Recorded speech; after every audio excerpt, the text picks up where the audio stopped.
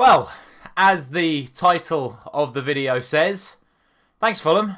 Yeah, thank you Willian, thank you Marco Silva, and thank you Alexander Mitrovic, because I should be sitting here right now talking about a Manchester United defeat and our exits out of the FA Cup.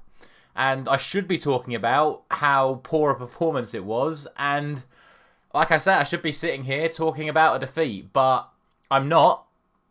And I'm also not going to sit here and say that we deserved to lose that game, because I'm a firm believer that you get what you deserve in football and in sport and in general.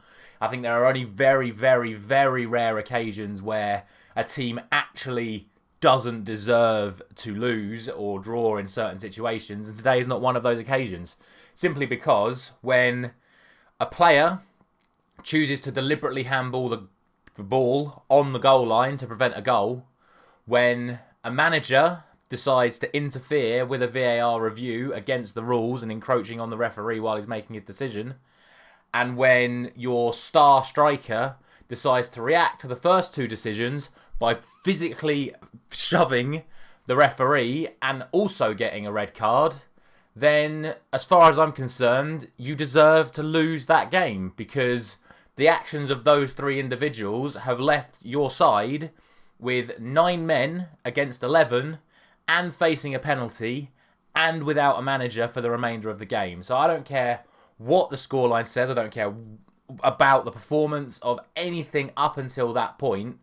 If you leave your team in that position, you deserve to lose that game. And thankfully, Manchester United capitalised on all of that and did go on to win the game 3-1. But look, this was by no means a good performance. Like I say, we should not have won that game. But thankfully, Fulham's individuals have completely thrown the game away and gifted us a place in the FA Cup semi-final on a silver platter, because it really was not a good performance. It was a really, really poor performance. I think there were, again, I'm going to single out two individuals for good performances from a Manchester United perspective, and that was Marcel Sabitzer, who I spoke about in last week's video, and Martinez. I thought Martinez did really well. I don't think he could have done any better from his own perspective defensively today. But him and Sabitzer, I thought, were good. Everyone else was average at best. And it all came down to the passing once again. So sloppy on the ball. Wan-Bissaka, Maguire, Luke Shaw in particular, McTominay several times, Bruno several times. We barely even got the ball to the forward players in that first half because we just kept giving it away in the defence and the midfield. And that is where Fulham started creating their chances. And we've spoken about the system a lot over the last couple of weeks, about Ten Hag deploying this 4-1-4-1.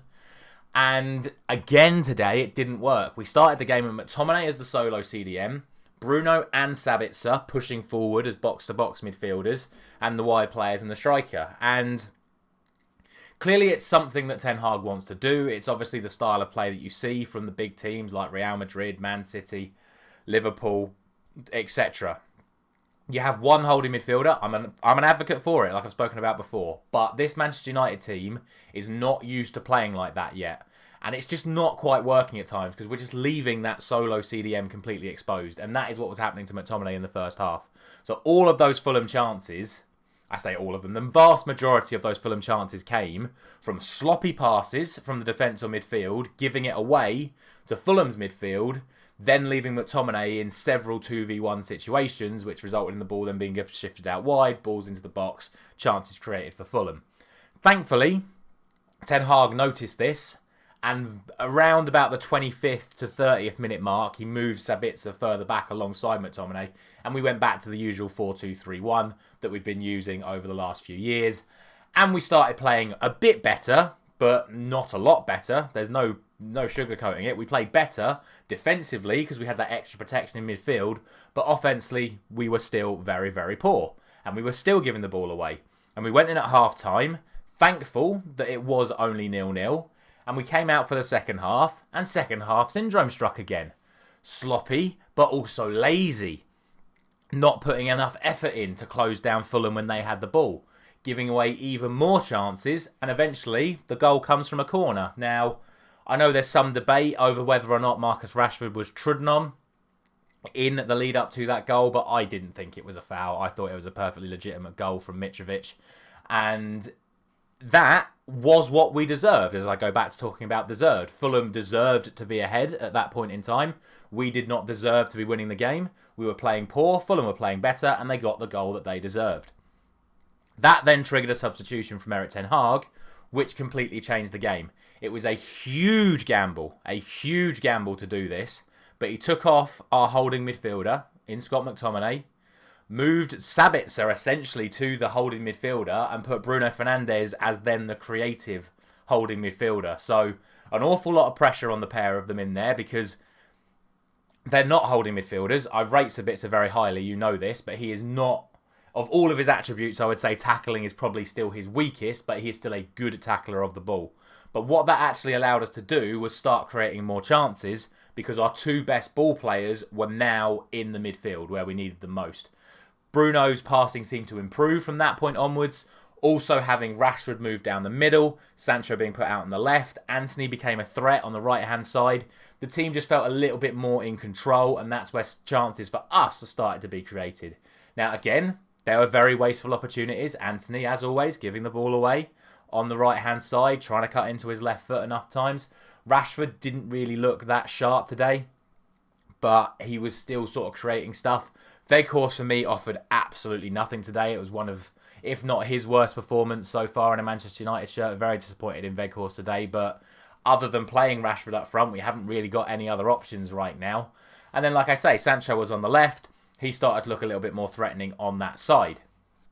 Fast forward a few more minutes, and then the incident occurs. Breakaway from Manchester United. Brilliant ball. I think it was from Bruno out to Antony. Once again, his pace causing problems. We were very much lacking pace in that first half. And Antony's pace on the right-hand side causing the problem. Ball across to Sancho. Fantastic composure to firstly get around Leno, then sit down, whichever the defender was on the line.